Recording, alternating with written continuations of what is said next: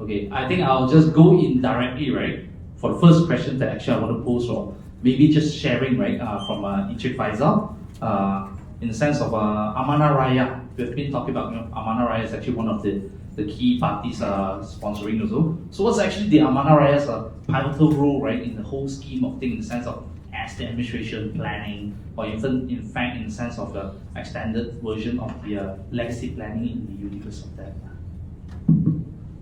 Thanks, Jack. Thanks for the question. Simple answer to that is that Amanah Raya, we are the public trustee as opposed to the private trustee. In that sense, we were set up with a national responsibility. We were mandated by the government to ensure that the estate administrative services reaches all walks of life, everyone in Malaysia. So we were set up in 1921 with a national responsibility, and we are governed under the Public Trust Corporation Act 1995. So the common perception is that estate administration service is for the wealthy group, and that's simply not true, because when assets are left behind and left unattended to, all families, regardless of their income and financial bracket, will come across the same risks. The loved ones will be left uncertain, and your dependencies can go unprotected, and disputes may arise regardless of how much or how little assets are left behind. And being the public trustee in Malaysia, that's why it is essential that our services are accessible, relevant, and most importantly, holistic, as in we are a one-stop center where we provide will writing services, trustee services, and more importantly, estate administration services. And what differentiates us from private trustees is that we have the authority to act and provide letters of administration. And most importantly, and I would like to take a moment, this has to sink in. Amanah Raya has the authority to be appointed as the administrator, trustee, and executor. And this is a unique position of Amanah Raya.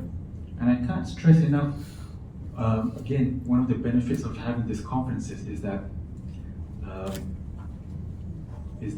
although we have the authorities by the government, but it's important that the community is aware and engage the services, and vice versa. It's important for Amanah Raya to violate the awareness, and that's why we're here today, right? Another thing that we are doing is we have the Jejak Waris activity, where in addition to just providing estate administration services, as the public trustee, we go out of our way to search and identify the beneficiaries. Sorry, Mr. Faizal, can I just ask you, just now you said the Jejak Waris activities, right? Can you just explain a bit on the maybe translation of Jejak Waris? Jejak Waris is a process to locate and identify the beneficiaries, because in some cases we have, especially when cases without a will, some of the beneficiaries don't even know that they're inheriting these assets, and some of them are hard to find. So that's one of our activities. We go out and identify and locate them and distribute the assets to them. So it's more on ever-changing demand of this kind of clients we have in Malaysia. So they want this and they want that. In the same time, I want to plan for it, and I have this amount of money and the kind of things. Ever-changing kind of demand. They have this and that, right? So, Mr. Faizal, is like anything that's actually Amanah Raya doing, like very contemporary kind of things. Suddenly you need to change this or anything. Yeah. I think before I answer that question, I would like to follow on the effects of lack of planning, right? And the effects of lack of planning is nothing that we have to imagine. We just have to look at the statistics now. If I share some statistics with you, you will know why. And I'd like to quote Marco again. I like this golden circle as to why we are here. First of all, Amanah Raya was set up in 1921, so we've been around for more than 100 years. And if you can imagine the percentage of the population who has a will, take a guess.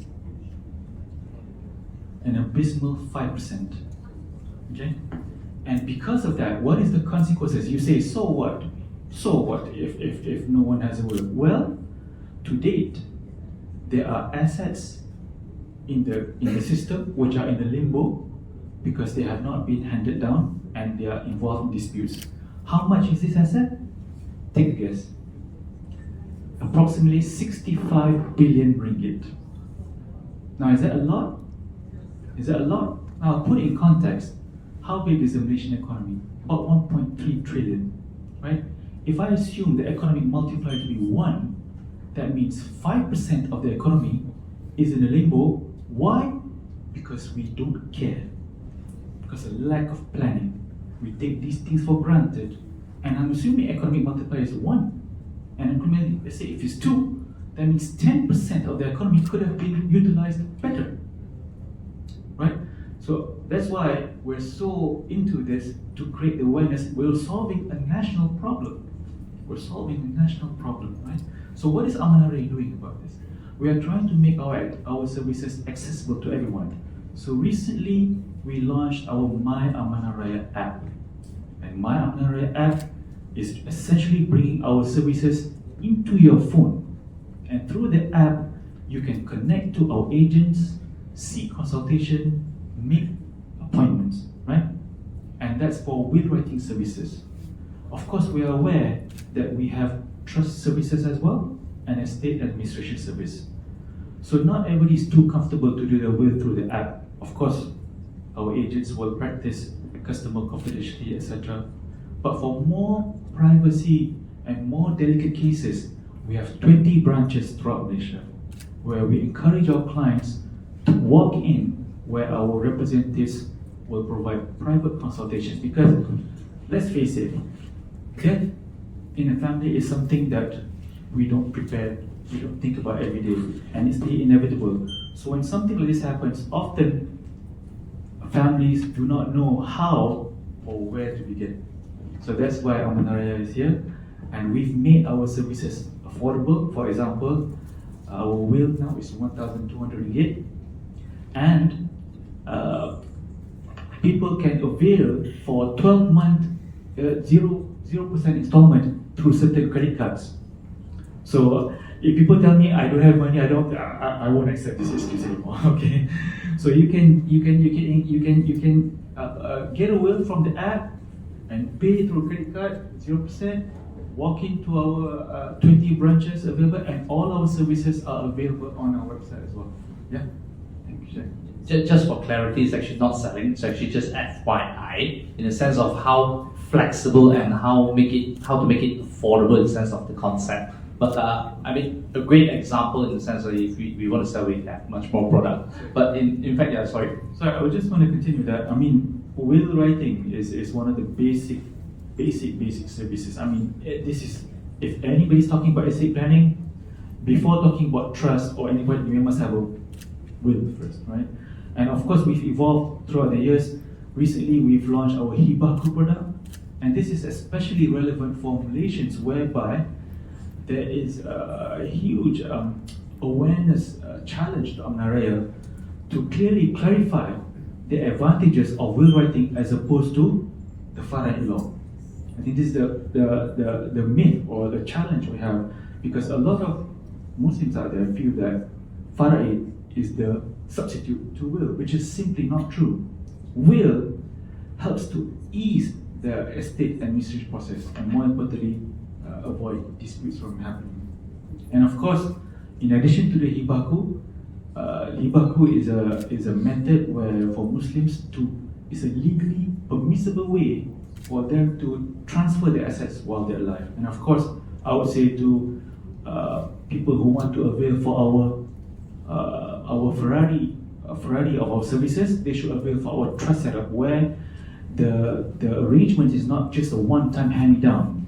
It's a hand-me-down with instructions for the present and for future generations to come. So we have our trustee services as well for that. Yeah. How do you cooperate with institutions like yours, as lawyers, when you realize that the beneficiaries and the assets are located in different countries? I mean, not only Malaysia. So you have to detect, this beneficiary is not here, subject to another jurisdiction or even to our jurisdiction. But so the question is, how do you cooperate with the institute? If you, what are the ways used for cooperation with other institutions like yours in different jurisdictions? Thank you. Since talking about jurisdiction and corporates, right? I think part of this actually to Mr. Feizal and also of course Ms. Sim also. And then of course if there's anything from Ivan, Well, Prime Minister here. The first point is a phase of realization of the assets under the estate, and this involves a phase of searching, of identifying all the assets. And once the assets are identified, then we have to do a process what we call resealing the process. To reseal the process might be a bit intricate, but it would, for Malaysia, for example, the process would be easier when we reseal assets for the Commonwealth countries, for example. Non-Commonwealth, we can still reseal, but it would take some time. And this is what we're doing over time to ease the resealing process. For example, currently we are working with the Singaporean government to work on a common platform. It's like your double taxation treaty agreement, right? So I hope that answers your question. Yeah, it's a resealing process. Yeah, just add a bit on that, right? That's where that's actually whether it's actually I think talking about on a government to government arrangement or just following the normal legal process in the sense of we just need to go to the courts of the other jurisdiction to just get it. I think Eva want to say something. I would just want to do a bit of advertisements for Malaysia as well. I mean, whilst we have these resealing activities, we notice that especially foreigners who have assets in Malaysia would like to have their wills in Malaysia. And why is that? Because the inheritance tax in Malaysia is nil. And that's why I get some of my friends, Japanese people, say, I want your estate business in Malaysia very good. Why? Because it's tax free. And guess what? The inheritance tax in Japan is. Anybody can guess? How much? 55%. Wow. Oh my God. 55%. That's huge. 8%. 80. 8. So just a bit of advertisement. Park all your assets in Malaysia, okay? You keep round, you keep. Thanks. Good morning. My name is Boon Gang from Singapore. I'm a colleague of Marco and Sims. I wanted to ask a slightly more historical, systemic question, just to understand, because in Singapore we don't have anything like Amanah Raya. And I was wondering, because it sounded like to me that the functions or the capabilities overlap. So for example, in Singapore, in a slightly related context for bankruptcy, it used to be that the official assignee will be the bankruptcy trustee. But a few years ago that changed, and now we all have to get our own private trustees. Shout out to Ray, that's Ray. So Ray knows. So just to get back to the question, how do we know, as foreign counsel or as a foreigner, how do we know, do we go to the lawyer first or do we go to Amanah Raya first? Or is there a difference in terms of the people who can go to Amanah Raya and people who have to go to lawyers? Is there a differentiation like that? Or is it just what the market wants? I think this question is actually for Amanah Raya, but before Mr. Feizal answer the question, first I have to correct that in the sense of Singapore, they do have equivalent, but they actually call the Public Trustee Office, right? Public Trustee and Insolvency Office, which is actually under the Ministry of Law, but their power in Singapore is actually restricted in the sense of not as same as ours, which is actually we do a three role like Mr. Feizal was talking about: administration, estate administration power, the public trustee power, and also the executor power. But in Singapore, it's actually purely trustee, right? What I understand from Singapore, like Mr. Feizal was saying, is that we're having a talk, which is actually PTO itself, the Public Trustee Office itself. So what they actually have, they're mainly looking after, right, the CPF that actually not named. So, and also any other insurance that's actually not named, right, will goes to them. So those which is unclaimed dead people's money, if I can use the word, right, it goes to the PTO. So that's why the others, right, is actually on the voluntary format, which is similar to Amanah Raya, which is actually when you anybody can go in. But voluntary, they are restricted. That's why in Malaysia, so the second question of yours is Amanah Raya, how they actually approach us, right? I think we have 20 branches that actually any public, right, that wanted to have administration arrangement, be tested or intested, they can just walk into Amanah Raya branch, right, to actually enroll as voluntarily to do it, whether in the trust format or the estate administration perspective. Yeah. No, I think in the will writing purview, that there will be a lot of overlaps there. Okay, in terms of trustee services, yes, there's a lot of overlap. But in terms of estate administration, now this is where there's no overlap. In terms of the authority to allow the distribution, there's only three parties who have the authority. One is Amanah Raya, second is the Land Office, and third is the High Court. So that's where our unique position lies. And of course, as I mentioned, Amanah Raya has the unique feature that we can represent the beneficiaries in becoming the executor, for the beneficiary. Why I say this? This is a practical problem. I mean, last week I had a case where Yowan just discovered his brother passed on, right? And she thinks that the brother has got more liabilities than debt, right? And she doesn't want to handle it. So I say, this is the perfect example. They can actually appoint Amanah Raya to handle it. Because handling estates, I mean, when it involves debts and that, it can be intricate, and Yowan doesn't have a clue how or where to begin, right? I think in that sense, maybe we can talk with the Singapore government more and make it more better. And just for this round, we say that we actually done more and better, I suppose. Okay, I think. Sorry, how many minutes? Yeah. Sorry. No more already. But sorry, please. Sorry, your name. Yeah. Louis. I'll see you after this, Louis. We'll get that question. I think great, and thank you very much to the panelists here. Sorry. Okay, but before that, right, I think it's actually just last note, right, in the sense of each of the panelists, right, to just give a note, right, on their sayings. Yeah. Maybe since Mr. Feizal, you have the mic with you, you start first. Sorry, ladies. I think since our main objective and why we've sponsored this JGBC, I mean, forget about types of services, it's just the lack of awareness is the number one problem. So my advice to everyone, please, money is not your most precious commodity. Your most precious commodity is time. So I plan early, and when time goes by, you'll never come back. Thank you. Thank you, Chief Faisal. I think the finishing notes is very good. From our side, I feel like why we sponsor and why we join this event basically is for education for the public, and all of you are practitioners. Through the sharing and also connection, right, we can provide a better solution for a client in terms of estate planning. Now, just to add a little bit, apart from time, right, money, it can be we can earn unlimited money during our lifetime, but what happens to this wealth? So we need to really plan it properly so that it can be distributed effortlessly as well. If this asset, when it is distributed, it creates family dispute, it is against our view, right? So it's very important to start planning and know a little bit more about estate planning and help our client better.